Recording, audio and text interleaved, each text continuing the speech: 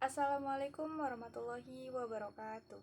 Hai semuanya, perkenalkan nama saya Raras Ajeng Pratiwi, NPM 23412008 dari kelas akuntansi 23A. Di sini saya akan menjelaskan mengenai Focus Group Discussion atau bisa disingkat dengan FGD. Pengertian FGD. FGD merupakan singkatan dari Focus Group Discussion yang merupakan metode pengumpulan data kualitatif yang digunakan dalam penelitian sosial dan penelitian pasar. FGD biasanya melibatkan diskusi terstruktur antara sekelompok peserta yang dipilih secara hati-hati untuk mewakili kelompok target yang relevan dengan topik penelitian. FGD juga terdiri dari 7-11 orang yang diantaranya terdapat notulensi untuk mencatat kesimpulan dan moderator untuk lancar jalannya diskusi. Tujuan FGD. FGD bertujuan untuk mendapatkan pemahaman yang mendalam tentang perspektif, pandangan, dan pengalaman peserta terkait dengan topik penelitian. Hal ini memungkinkan peneliti untuk menggali informasi yang mungkin tidak diperoleh melalui metode pengumpulan data lainnya. Selanjutnya, manfaat FGD. FGD memiliki beberapa manfaat yang signifikan dalam penelitian. Di antaranya, pertama, mendapatkan wawasan yang mendalam. FGD memungkinkan peserta untuk mendapatkan wawasan yang mendalam tentang perspektif, pendapat, dan pengalaman peserta terkait dengan topik penelitian. Dengan diskusi kelompok dapat mengungkapkan nuansa dan kompleksitas yang mungkin tidak terungkap melalui metode pengumpulan data lainnya. Yang kedua, menjelaskan dan mengklarifikasi. FGD dapat membantu menjelaskan dan mengklarifikasi aspek-aspek tertentu dari topik penelitian. Peserta dapat saling bertukar informasi, memberikan sudut pandang yang berbeda, dan membantu satu sama lain memahami konsep atau ide yang kompleks. Yang ketiga, mengidentifikasi perspektif yang beragam. Dalam FGD, peserta berasal dari beragam latar belakang dan pengalaman, sehingga memungkinkan untuk mengidentifikasi dan memahami perspektif yang beragam terkait dengan topik penelitian. Hal ini dapat membantu menghindari bias dan mencangkup beragam sudut pandang dalam analisis. Yang keempat, mengungkapkan isu-isu yang relevan. FGD dapat membantu dalam mengidentifikasi isu-isu yang relevan dan penting yang mungkin tidak terpikirkan sebelumnya oleh peneliti. Peserta dapat mengungkapkan kebutuhan, kekhawatiran, dan masalah yang mungkin menjadi fokus penelitian lebih lanjut. Yang kelima, mendorong ide-ide kreatif.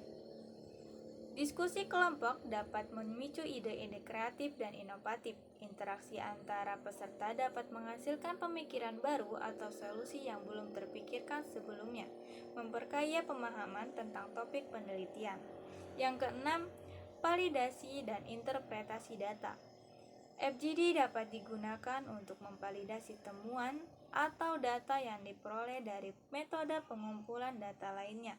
Peserta dapat memberikan pemahaman tambahan atau penjelasan tentang hasil penelitian, serta membantu dalam interpretasi makna di balik kata tersebut. Yang ketujuh, meningkatkan keterlibatan peserta. Melalui partisipasi aktif dalam diskusi, FGD dapat meningkatkan keterlibatan peserta dalam penelitian.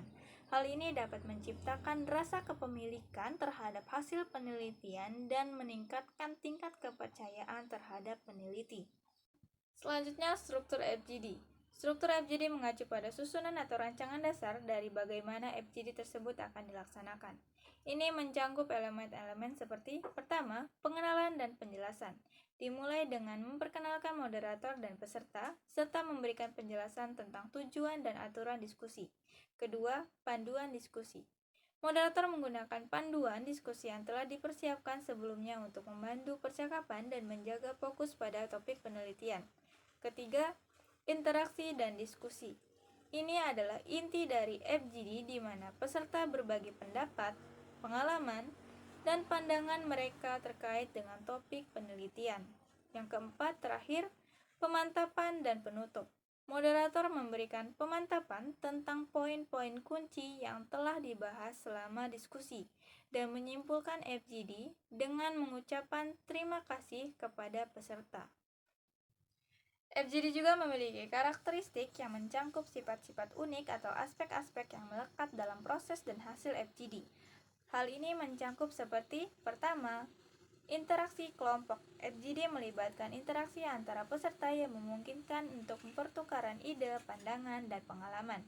Yang kedua, fokus pada topik.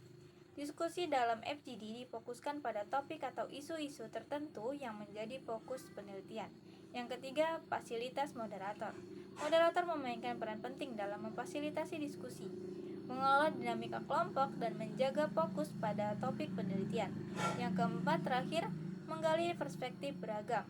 Peserta dalam FGD dipilih berdasarkan kesamaan atau referensi dengan topik penelitian, tetapi mereka memungkinkan memiliki perbedaan dalam pandangan, pengalaman, atau latar belakang. Selanjutnya, kekuatan FGD. Yang pertama, mendalamkan pemahaman. FGD memungkinkan peneliti untuk mendapatkan pemahaman yang mendalam tentang perspektif, pandangan, dan pengalaman peserta terkait dengan topik penelitian. Diskusi kelompok memungkinkan eksplorasi yang lebih dalam daripada wawancara sendiri. Kedua, interaksi kelompok. Interaksi antara kelompok peserta dalam FGD memicu pertukaran ide, pandangan, dan pengalaman. Ini dapat memperkaya pemahaman tentang topik penelitian dan memungkinkan untuk mengidentifikasi nuansa dan kompleksitas dalam perspektif peserta. Yang ketiga, pemicu ide kreatif. Diskusi kelompok dapat memicu ide-ide kreatif dan inovatif. Interaksi antara peserta dapat menghasilkan solusi atau pendekatan baru yang belum pernah terpikirkan sebelumnya. Yang keempat, validasi temuan. FGD dapat digunakan untuk memvalidasi temuan atau data yang diperoleh dari metode pengumpulan data lainnya. Peserta dapat memberikan perspektif tambahan atau konfirmasi terhadap hasil penelitian. Yang terakhir, kelemahan FGD. Yang pertama, pengaruh sosial. Dinamika kelompok dalam FGD dapat mempengaruhi cara peserta mengekspresikan pendapat mereka. Beberapa peserta cenderung tidak nyaman untuk berbicara di depan kelompok atau cenderung mengikuti opini mayoritas. Yang kedua, dominasi peserta. Beberapa peserta dalam FGD mungkin cenderung mendominasi diskusi, sementara yang lain mungkin lebih pasif.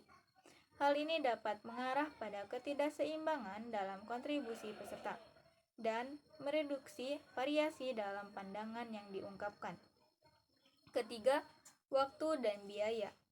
FGD memerlukan waktu dan biaya yang cukup besar dalam perencanaan dan pelaksanaannya.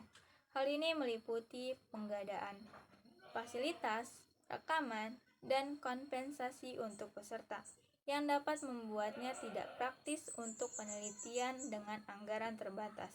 Yang keempat, analisis yang memakan waktu. Analisis data dari FGD dapat memakan waktu yang cukup lama karena sifatnya yang kualitatif. Peneliti harus menghabiskan waktu untuk mentranskrip rekaman, mengidentifikasi tema, dan menganalisis makna di balik percakapan. Sekian penjelasan yang dapat saya sampaikan mengenai Focus Group Discussion atau FGD. Jika ada kekurangan, saya mohon maaf. Saya akhiri. Wassalamualaikum warahmatullahi wabarakatuh.